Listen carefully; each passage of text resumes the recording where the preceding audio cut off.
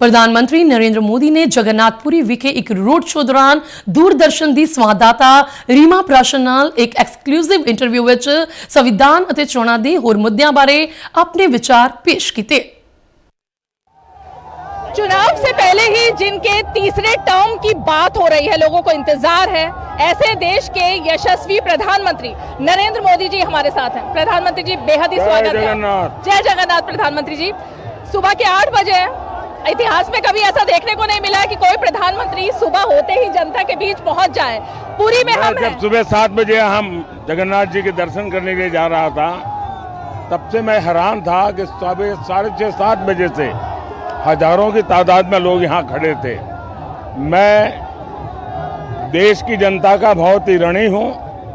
मैं उड़ीसा की जनता का बहुत बहुत आभारी हूँ और खास करके पूरी ने पूरा मन भर दिया। आज मैं पूरी को सर झुका करके नमन करता हूँ। प्रधानमंत्री जी, पुरी में हम खड़े हुए हैं। उड़ीसा में 25 साल का यहाँ का शासन जिनको आप सीधे चुनौती दे रहे हैं, दूसरी तरफ बंगाल भी है और साथ में बिहार भी लगता है। इस बार 5 चरण के चुनाव के बीच क्या मूड लग रहा है जनता का? 4 चरण के चुनाव, इंडी अलायंस पूरी तरह अस्त हो चुका है। अब जो चरण शुरू हुए हैं वो हमें 400 पार जाने की मजबूती दे रहे हैं। आज भी मैं मतदाताओं से कहूंगा, भारी मतदान करें, जी भर करके मतदान करें, देश के लिए मतदान करें। प्रधानमंत्री जी, हम देख रहे हैं लगातार लोग आपको कैमरों में कैद करना चाह रहे हैं अपने एक एक झलक के लिए। नारी शक्ति जिसकी आप सबसे ज्यादा बात कर रहे हैं, वाराणसी में हमने देखा एक बूढ़ी दादी अपने 4 साल के पोते को कंधे पर लेकर आई और कहा कि मोदी इनके दादू हैं। और जब मैंने उनसे पूछा, उन्होंने कहा मोदी तो भगवान है। ये आपको लगता है कि काफी ज्यादा भार आपके ऊपर डालता है, ऐसी भावना है? जब मुझे इस प्रकार की घटनाओं का पता चलता है या मैं भी जब कभी रास्ते में चलता हूं तो ये अनुभव करता हूं, जैसे बच्ची देखिए हाथ जोड़ करके बैठी खड़ी है।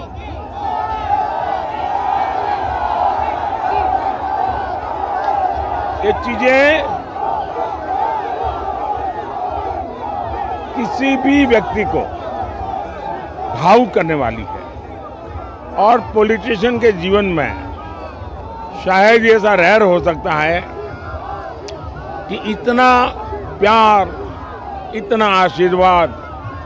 और मैं देख रहा हूं कि भारत की नारी शक्ति आने 25 साल में भारत की गति के लिए 2 मैं बड़े निर्णायक फैक्टर देखता हूं।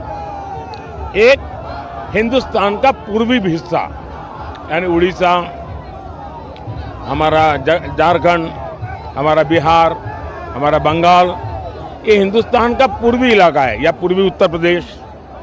ये एक बहुत बड़ा फैक्टर बनेगा जो ग्रोथ इंजन बनेगा।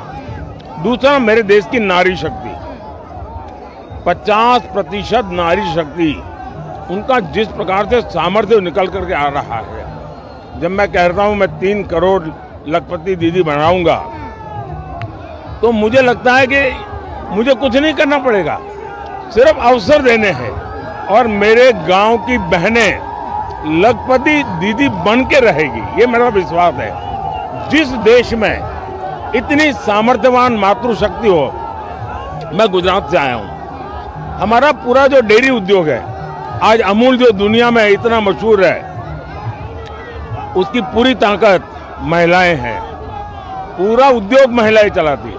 आप लिज्जत पापड़ देख लीजिए, दुनिया में ब्रांड है लिज्जत पापड़, पूरी तरह महिलाओं के द्वारा ड्रिवन है।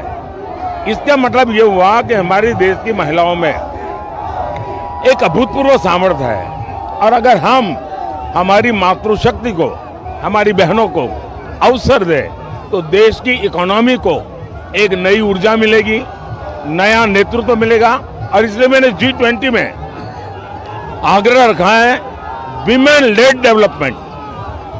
मोदी जी, 2.5 दशक के अपने करियर में मैंने कभी नहीं देखा कि किसी प्रधानमंत्री के चुनाव से पहले ही 3.0 की बात होने लगे, तीसरे टर्म की बात होने लगे। अब सस्पेंस है कि जब आप वापस आएंगे तो क्या आप एक रिवोल्यूशनरी क्रांति लेकर आने वाले हैं? ज्यादातर राजनेता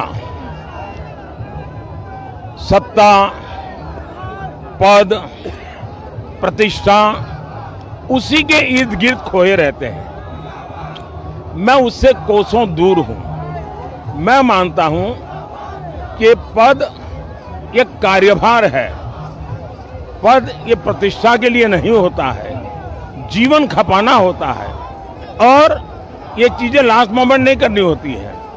बहुत पहले से तैयारी करनी चाहिए। इतना बड़ा देश है, उसकी आवश्यकताओं को समझना चाहिए, उसके आधार पर नीतियां बनानी चाहिए, रणनीति बनानी चाहिए, निर्णय करने चाहिए और तब जाकर के फैसले होते हैं, परिणाम मिलते हैं। और जब नीयत साफ होती है ना, तो नतीजे भी शानदार मिलते हैं। अंतिम सवाल है मेरा प्रधानमंत्री जी आपसे।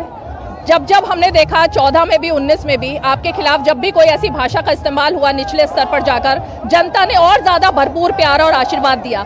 इस बार भी कोई आपको तानाशाह कह रहा है, कोई कह रहा है कि संविधान खत्म कर देंगे, कोई कह रहा है लोकतंत्र, और यहाँ तक कि कांग्रेस कह रही है एक चाय वाला प्रधानमंत्री इसीलिए बना क्योंकि हमने देश में ऐसा लोकतंत्र बनाया।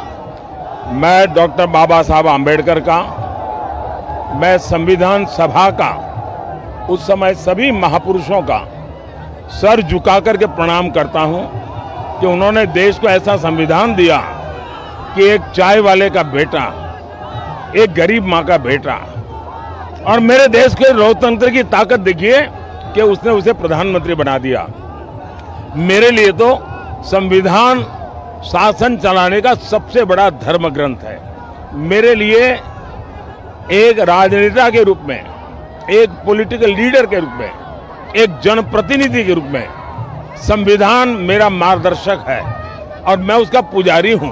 और ये पूजा मैं आज से नहीं कर रहा हूं। जब संविधान के 60 साल हुए थे तो मैं पहला व्यक्ति था देश में जिसने हाथी पर संविधान रखा और संविधान की यात्रा निकाली, और मोदी सीएम था, पैदल चल रहा था। संविधान को अगर किसी ने बर्बाद किया है, इस परिवार ने किया है, खुद के उपयोग के लिए किया है। सबसे पहले जब पंडित नेहरू जी प्रधानमंत्री बने, कुछ ही वर्षों में उन्होंने संविधान में परिवर्तन करके फ्रीडम ऑफ स्पीच को रिस्ट्रिक्ट करने का काम किया। उसके बाद उनकी बेटी ने उनको जब न्यायालय ने एमपी के रूप में घोषित कर दिया कि आप योग्यता नहीं रखती हो, तो उन्होंने संविधान बदल दिया।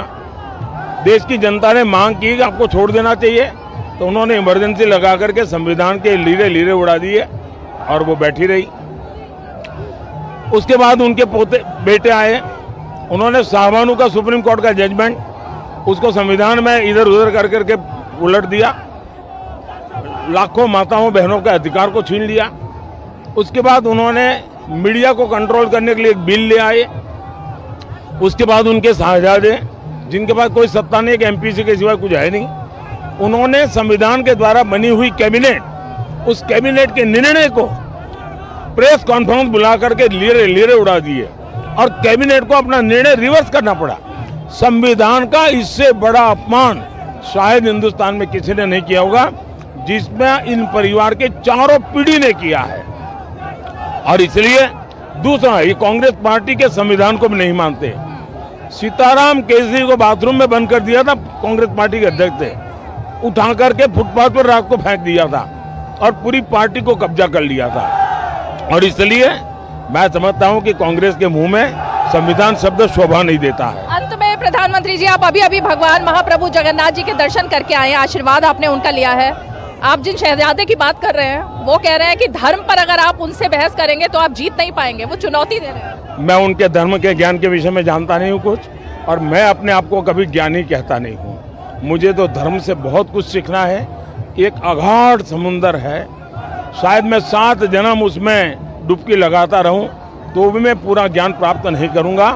ये उसका सामर्थ्य, उसका विस्तार, उसकी विरासत इतनी बड़ी है कि मैं नहीं कह सकता हूं कि वे इतना जानते होंगे कि नहीं जानते होंगे। मुझे उनका, मेरा व्यक्तिगत कभी चर्चा हुई नहीं है और मीडिया में भी कभी धर्म पर उनका शास्त्रार्थ मैंने सुना नहीं है, तो मैं ये तो नहीं कह सकता हूँ। मैं मानता हूँ मैं एक विद्यार्थी हूँ, मुझे बहुत कुछ सीखना है। तो अब 400 पार 400 पार देश की जनता का संकल्प है आबाल वृद्ध का संकल्प है, देश के गांव-गांव का संकल्प है, देश के गरीब का, देश के युवा का, देश के किसान का, देश की नारी का, इन सब का संकल्प है कि इस बार देश 400 पार के साथ नई सरकार के नेतृत्व में नई ऊंचाइयों को प्राप्त करेगा। बहुत बहुत धन्यवाद। बहुत धन्यवाद। जी, इतने व्यस्त दूरदर्शन के दर्शकों को मेरा जय जगन्नाथ, भगवान जगन्नाथ की धरती से जय जगन्नाथ, और सबको मेरी बहुत शुभकामनाएं। बहुत बहुत शुक्रिया, आपने अपने व्यस्त कार्यक्रम और इतनी गर्मी से समय निकाला, बहुत बहुत शुक्रिया, बहुत बहुत शुक्रिया।